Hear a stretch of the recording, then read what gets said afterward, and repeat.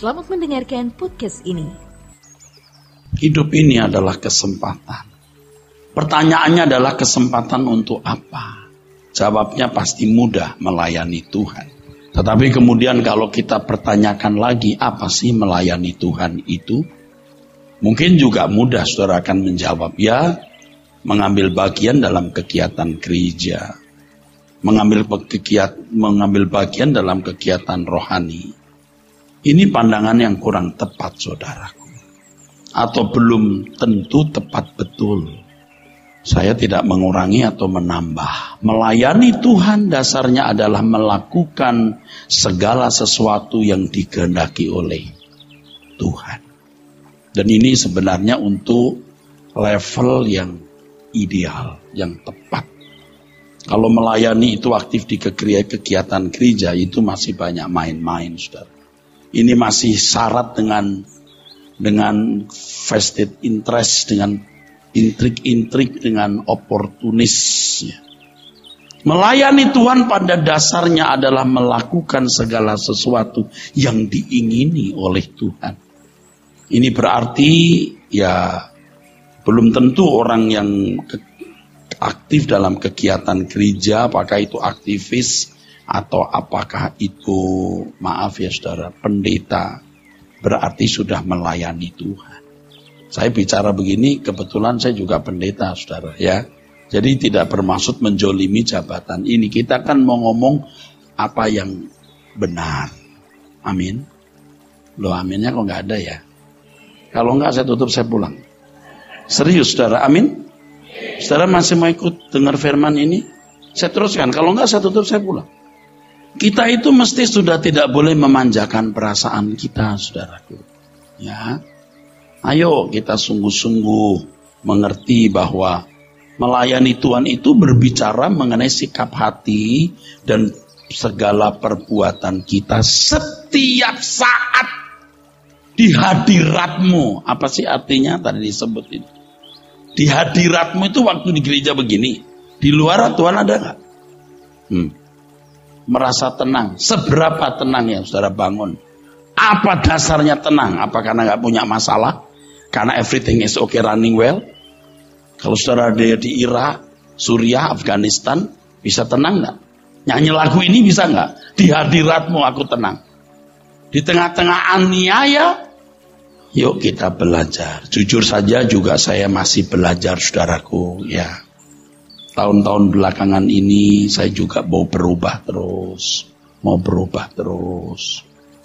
Orang yang melayani Tuhan adalah orang-orang yang hidupnya harus benar-benar bersih. Bersih, tidak bercacat dan tidak bercela.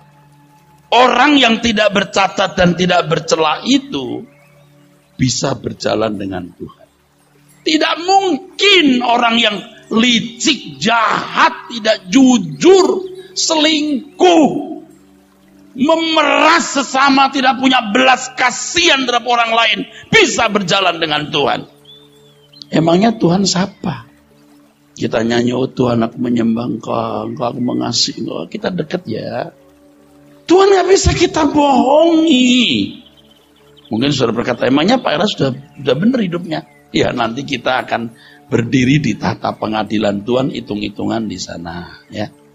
Baru kita selesaikan secara jantan di sana. Di sini kita bisa pura. Ya sedih loh kalau kita lihat gereja-gereja hari ini, fantasi. Ini kalau saya boleh ngomong kadang-kadang tidak enak, tapi kalau saudara mesti sudah tahu. Di gereja itu pendeta begitu hebat, tapi begitu pertemuan pendeta berantem rebutan jadi ketua sinode. Ada money politik, ada macam-macam. Kok tahu? Ya, Pak, saya itu anggota MPL di situ. Dulu saya termasuk ikut di situ. Baru tahun belakangan ini saya bertobat lalu saya nggak ikut-ikutan. Sebelumnya juga ikut, mau eksis lah. Kita kan bukan hanya mau eksis di tengah para jemaat, di tengah para pendeta juga mau eksis lah. Mau jadi dewa kecil lah. Tapi kita kan sudah memati ini, saudaraku. Kalau Hasyong 12, sekarang 16 nih, dikirim dari Korea Utara ke Guam atau ke Washington seperti ancaman Korea Utara. Peta dunia berubah. Habis kita. Belum kalau Terakhir Korea berkata, kalau berani Amerika menekan dengan militer, melakukan tindakan dengan militer, tidak segan-segan kami kirim rudal berhuludak nuklir ke Washington. Waduh. Amerika juga tidak bodoh, saudaraku, punya Iron Dome yang bisa mengacaukan komputer itu. Bisa bingung itu. Rudal mau ke Washington, belok ke Monas. Kebagian. Itu mah mungkin banget, saudara. Meledak di Korea Utara, radiasinya terus sampai ke Indonesia bagian timur. Guam yang kena itu Indonesia bagian timur kena. Ikannya dikirim ke Jakarta, kita bakar, kita goreng di sini. Semua terkontaminasi uranium. Bapak Ibu, yuk, jangan memandang suci itu tidak dapat dicapai. Tuhan berkata, kuduslah kamu sebab aku kudus. Ini kalau ngomong kesucian hari ini udah gak laku, Pak. Ya, saudara. Saya juga diserang orang. Ini munafik banget nih pendeta. Ya, sudah diam saja deh. Nah, kita tidak punya 2 kali kesempatan kok, cuma 1 kali kok, bro. Kenapa kita gak serius? Katakanlah targetnya 100. Ya, kita mau 100. Gagal-gagal 95. Kan gak salah. Alkitab mengatakan hanya orang suci yang melihat Tuhan. Matius 5 ayat 8, Ibrani 12 ayat 14. Kata melihat di situ adalah optanomai. Optanomai. Itu artinya melihat dengan hati. Kalau melihat dengan mata itu blepo. Melihat dengan mata lebih teliti, teoreo. Tapi kalau melihat dengan hati itu optanomai. Cerdas. Very smart Alkitab kita. Maksudnya melihat dengan hati itu apa, Pak? Ngerti kehendak Tuhan. Sebab intinya, saudaraku, kalau saudara jadi anak-anak Tuhan, kita ini kan ditebus oleh Tuhan Yesus. Hidup kita milik Tuhan. Amin gak? Kita ini mewakili Tuhan. Mewakili untuk apa? Menjangkau setiap orang di sekitar kita. Bukan khotbah, nyanyi saja di gereja. Di dalam hidup setiap hari menghadirkan pikiran perasaan Tuhan. Jadi kalau kita mengatakan tubuhmu bait Roh Kudus itu bukan hanya supaya kita tidak mengisi tubuh kita dengan narkoba, rokok, atau alkohol yang berkadar tinggi. Tapi tubuh kita menjadi peragaan di mana kita melakukan apa yang diingini Tuhan. Itu maksudnya. Itulah sebabnya orang-orang seperti ini, kalau saudara mau, tidak lagi mencari kesenangan bagi dirinya sendiri. Hidupnya hanya ditujukan untuk kesenangan Tuhan. Kesenangan Tuhan itu apa? Apapun. Saudara akan memiliki kecerdasan roh, memiliki kepekaan kepada siapapun. Perkara kecil, kepada tukang restroom, kasih 20.000, senang dia. Itu sudah baik. Saudara keluar ke karcis, berapa mas? 9, Anda kasih 20.000. Pak, 9.000? Enggak, itu buat kamu. 8.000, 5.000 kasih 10. Saya tahu tidak semua orang punya uang. Kalau nggak punya ya nggak apa-apa. Tapi kalau kita, yang satu orange juice 65.000 di hotel, kita seruput cuma separuh. Nah kalau tukang parkir kita kasih 20.000, kok kita keberatan tuh saudara tuh manusia atau bukan? Ini soal kecil, Pak. Masalah kecil. Gaji pegawai, pembantu. Perhatian kita kepada orang-orang lemah. Di situ loh Anda mewakili Tuhan. Ya jangan nanti ketemu cleaning service nih Pak, 500.000. Bisa rusak juga dia. Kecuali dia berkata, Pak saya punya anak sakit. Nah itu boleh. Saya udah ketemu yang begitu. Sopir jemaat kok bisa urusannya sama saya loh. Ya nggak apa-apa. Kita menjadi wakil Tuhan. Anak saya mau sekolah Pak, saya nggak bisa masukin. Benar nih.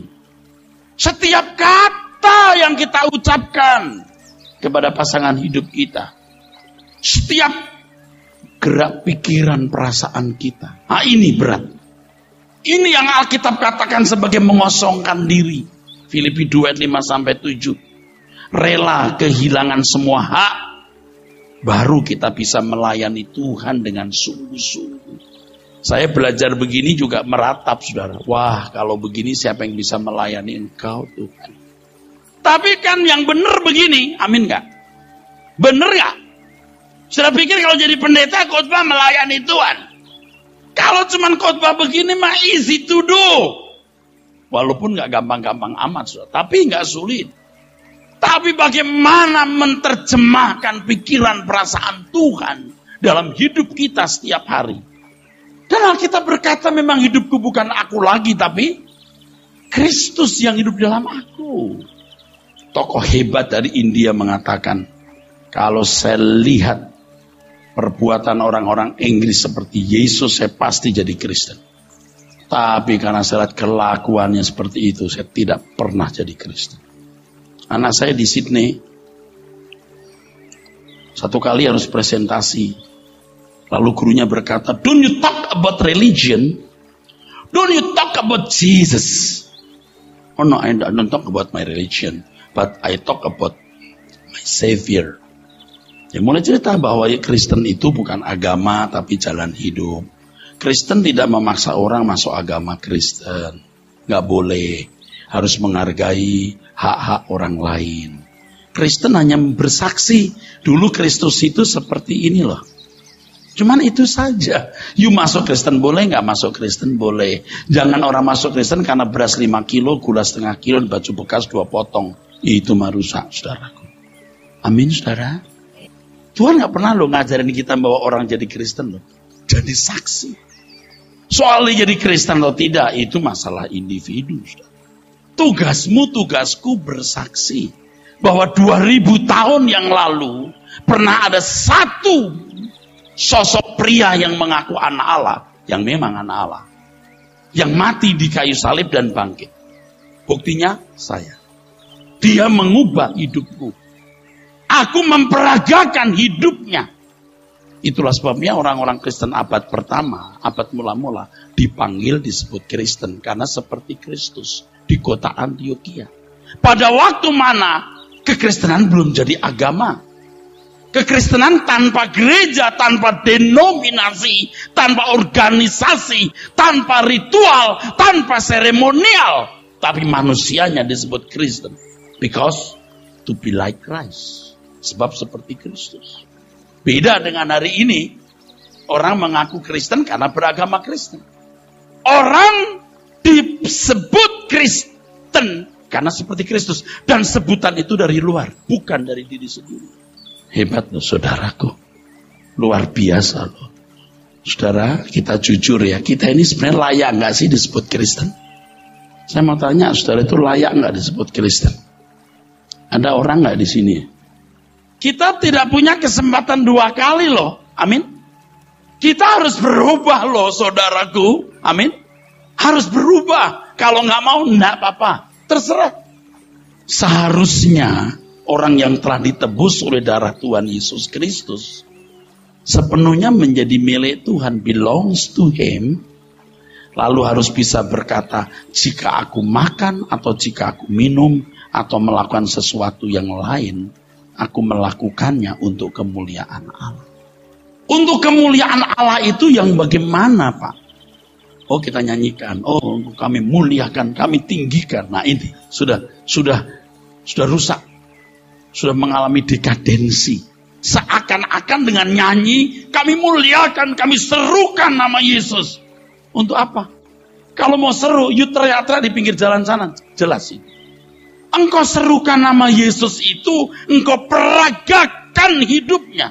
Katakan. Dan ini baru orang-orang yang akan diaku oleh Tuhan. Memang kau sahabatku. Bapak, Ibu, saudaraku sekalian. Orang-orang yang tidak mencari kesenangan bagi diri sendiri, itu orang yang hanya mencari kesenangan bagi Tuhan. Dan saya mengakui bahwa hal ini bukan sulit, saudara. Mustahil. Tetapi Tuhan berjanji yang mustahil bagi manusia tidak mustahil bagi Tuhan. Ini bukan hal yang mudah. Tetapi kalau kita sungguh-sungguh, Tuhan akan menuntun kita. Oleh sebab itu, saudaraku sekalian, tidak bisa tidak. Bagaimana kita bisa memperagakan pribadi Kristus yang prinsip filosofi hidupnya adalah makananku, melakukan kehendak Bapa dan menyelesaikan pekerjaannya. Tidak bisa tidak orang harus punya pengertian kebenaran yang merubah mindsetnya. Itulah sebabnya ada PDO Filemon. Jadi bukan hanya kumpul-kumpul 20 tahun usianya, ke depan harus sudah mulai memikirkan apa sih yang mau dikerjakan PDO Filemon yang signifikan, betul-betul mengambil bagian dalam pekerjaan Tuhan. Lalu kita bicara mengenai menjadi berkat. Apa itu menjadi berkat? Selagi aku masih kuat, menjadi berkat. Bapak Ibu, tidak salah kita menolong orang dengan uang, ya. Apapun kita lakukan untuk menolong sesama. Tetapi harus kita melihat the final destination. Standar yang dikehendaki oleh Allah adalah mereka melihat perbuatanmu dan memuliakan Bapa di surga. Memuliakan Bapa di surga bukan hanya menjadi orang Kristen ikut nyanyi-nyanyi memuliakan dengan buah bibir. Memuliakan Bapa di surga artinya seperti yang dikatakan dalam 1 Korintus pasal 6, 19-20, saudaraku sekalian, kamu telah dibeli dengan harga yang lunas dibayar, oleh karena itu muliakanlah Allah dengan tubuhmu, di dalam dan dengan tubuhmu. Doksasate detonteon ento somati humon. Ini bukan bahasa roh, ini bahasa Yunani. Yang artinya muliakanlah Allah di dalam dan dengan tubuhmu. Menjadi berkat itu goalnya akhirnya adalah mereka juga ikut memiliki kehidupan seperti yang diingini Tuhan itu loh. Yaitu menyenangkan Tuhan dengan apapun yang kita lakukan, yang kita pikirkan, kita ucapkan, kita lakukan. Dimanapun orang seperti ini, saudara, membawa keteduhan dan berkat. Maka firman Tuhan mengatakan, pergilah jadikan semua bangsa muridku. Itu sebenarnya kalimatnya bukan dalam bentuk imperatif seperti dalam bahasa Indonesia. Itu kalau melihat tensesnya, kasus tensesnya dalam bahasa aslinya itu participle. Artinya while you are going. Sementara kamu pergi. Artinya dimanapun kamu berada, kamu bisa mengkondisi, menciptakan orang berubah.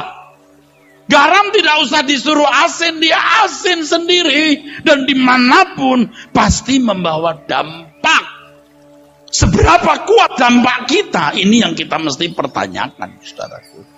Seberapa kuat dampak kita? Bagaimana kita menghadirkan atmosfer kerajaan surga dalam hidup kita, di rumah, dalam pergaulan, dimanapun kita berada. Tanpa perkataan yang provokatif membujuk orang masuk agama Kristen atau mencela agama lain. Mereka menemukan Yesus di dalam hidup kita. Oleh sebab itu perjuangan yang harus dilakukan, saudaraku, tidak dimulai dari sekolah Alkitab. Tidak dimulai menjadi pendeta yang disahkan sinode. Tetapi perjuangan yang dilakukan adalah mengosongkan diri. Melepaskan semua hak yang sama dengan menyangkal diri. Ini perjuangan yang harus kita lakukan karena hal ini tidak bisa terjadi dengan mudah. Tadi sempat saya singgung musuh kita yang terbesar itu diri kita sendiri. Monster ini. Ya, kalau buat saya musuh terbesar itu Erastus. Ini licik banget ini. Licik. Apa kabar bro? Tapi hati kita belum tulus. Oh ini licik. Licik. Wah, licik. Tapi kita lewat sebuah proses, kita menyadari kesalahan kita. Setiap kali kita berkata, Tuhan ampuni salahku. Kita harus tahu persis di mana salah kita. Bukan hanya Tuhan ampuni salahku, lalu selesai. Dulu kita berpikir begitu, Tuhan ampuni salahku, lalu selesai. Seperti mahasiswa yang ujian dapat nilai F gagal, lalu berkata kepada dosennya, sorry Pak, saya dapat F. Oke. Oke, itu bukan urusan naik kelas. Ulangi, belajar. Kalau kita bersalah bukan hanya Tuhan maafkan salahku ini. Sudah beres ya Tuhan, aku boleh masuk surga. Yang najis tidak boleh masuk. Amin gak? Loh, Alkitab berkata begitu kan? Yang najis gak boleh masuk. Berarti kalau kau minta ampun, 1, kamu sadari salahmu. 2, kamu mau berubah. Ya Tuhan, jangan hukum aku. Oh, enggak dihukum. Tuhan ampuni aku. Jangan dihukum. Nah, hukumanmu sudah dipikul Tuhan Yesus 2000 tahun yang oleh kayu salib. Bahkan yang saya pahami, semua dosa manusia dari agama manapun dipikul oleh Tuhan Yesus. Kalau saudara jadi orang Kristen harus seperti Kristus. Kalau saudara bukan orang Kristen, jangan berbuat jahat. Tadi ada tamu di rumah saya, bukan orang Kristen. Saya bilang yang masuk surga bukan orang Kristen Pak, juga bukan orang Islam, bukan orang Hindu, bukan orang Buddha. Yang berbuat baik. Oh gitu Pak, ya. Jangan saudara berkata Pak, emang ada keselamatan di luar Kristus? Tidak ada. Yang saya yakini Yesus mati untuk semua manusia. Karena kematiannya maka penghakiman bisa dilakukan. Batin manusia dihakimi. Menurut nuraninya. Tapi kalau orang percaya, nuraninya harus nurani Tuhan. Itu masalahnya. Sebab dia harus berkata hidupku bukan aku lagi, tapi Yesus yang hidup di dalam aku. Katakan amin. Standarnya itu berkenan di hadapan Tuhan. Standarnya. Jadi kalau orang percaya, saudara berkata Tuhan ampuni dosaku. Dosa yang mana? Jadi tidak cukup kalau minggu kita ke gereja, kita mengucapkan pengakuan dosa. Setelah mengucapkan pengakuan dosa, ada berita pengampunan. Lalu jemaat mengatakan amin, sudah selesai. Wah, ini rusak. Kalau you minta ampun harus jelas salahmu di mana. 1, 2, mau berubah. Jangan berpikir sudah diampuni selesai boleh masuk surga. Oh enggak. Ketika kau minta ampun kamu tahu di mana salahmu. Ketika kau minta ampun kamu mau berubah. Yang minta ampun saja belum benar loh. Apalagi yang tidak pernah minta ampun.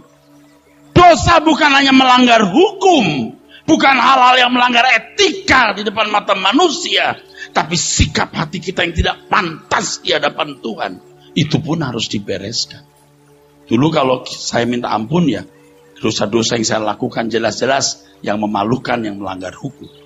Tapi makin tua saya makin tidak melakukan kesalahan. Secara moral umum saya baik. Saya hanya mengatakan Tuhan ampuni segala ketidakpantasan yang kupikirkan, kuucapkan, kulakukan. Itu berlangsung beberapa tahun. Tapi selalu titik tertentu ketika saya doa tengah malam, ada suara dalam hati saya, mana yang tidak pantas? Mana yang tidak pantas? Yang kau pikirkan, yang kamu ucapkan, yang tidak pantas, yang mana? Nah, mulai detail, dari detail, ayo diperbaiki. Nah, tidak bisa tidak, saudara. Pelayanan kepada Tuhan dimulai dari sikap hidup kita yang benar, tindakan perbuatan kita yang sesuai dengan kehendak Allah. Sebelum saya teruskan ini, tinggal menit-menit terakhir, pemain musik dari PD Filemon saya minta untuk kesini. Ada semua masih? Yang bukan keyboard semua sini. Yang dari PD Filemon.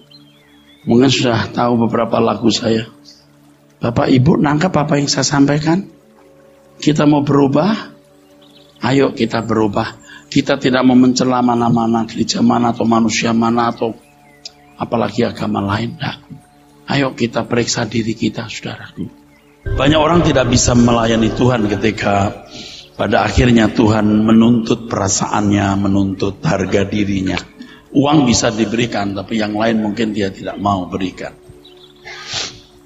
Tapi kita harus belajar, saudaraku. Saya seperti jalan gitu, ayo ikut. Sampai titik tertentu orang gak ikut. Sampai akhirnya saya berkata, ya udah, jalan saja deh. Jadi bukan uang saudara loh yang penting. Kalau saya mau bantu uang, tolong deh. Ini banyak orang-orang kaya goblok nih. Dia pikir uangnya itu bisa dipakai untuk bantu pelayanan. Enggak, dulu saya begitu, sekarang enggak. Itu menyesatkan orang kaya. Seakan-akan dengan uang dia bisa memberikan sumbangan. Maka saya berkata, kalau hidupmu tidak beres, uangmu haram untuk Tuhan. Bener dulu lakumu tiap hari. Jangan uangmu saya ambil, kau masuk neraka. Nanti di kekekalan, kamu marah-marah loh. Kok gua sudah kasih sumbangan, kau masuk neraka? Sialan tuh pendeta. Dia bisa marah-marah, malaikat. Mana itu pendeta gua? Kau udah kasih duit. Kok gua masuk neraka? Sebentar, saya cari dulu. Udah gak di surga? Oh gak ada, dia juga di neraka juga. Tuh kamu cari. Pak, Bu, saya gak ngomong di sini, di jemaat yang saya gembalakan. Di depan jemaat sekitar 3.000 di Arta Gading misalnya. 2 kali kebaktian di sana. Kalau di sini ada juga kebaktian. Anda gak usah datang, Anda punya gereja sendiri, baliklah ke gerejamu. Saya berkata, jangan kasih duit kalau kamu gak bertobat ya. Bukan sok. Saya gak mau kamu binasa gara-gara gua. Aku mau sumbang. Tuhan gak butuh sumbanganmu. Tuhan butuh hatimu yang diubah. Pikiranmu yang diubah. Maka di gereja kami itu gak ada kolektor-kolektor yang dijalankan. Mau kasih, silakan, ada kotak. Ya udah gak apa-apa. Bukan sok, saudaraku. Kita ini sedang di ujung akhir zaman. Mestinya kita sadar. Saatnya sudah singkat. Amin.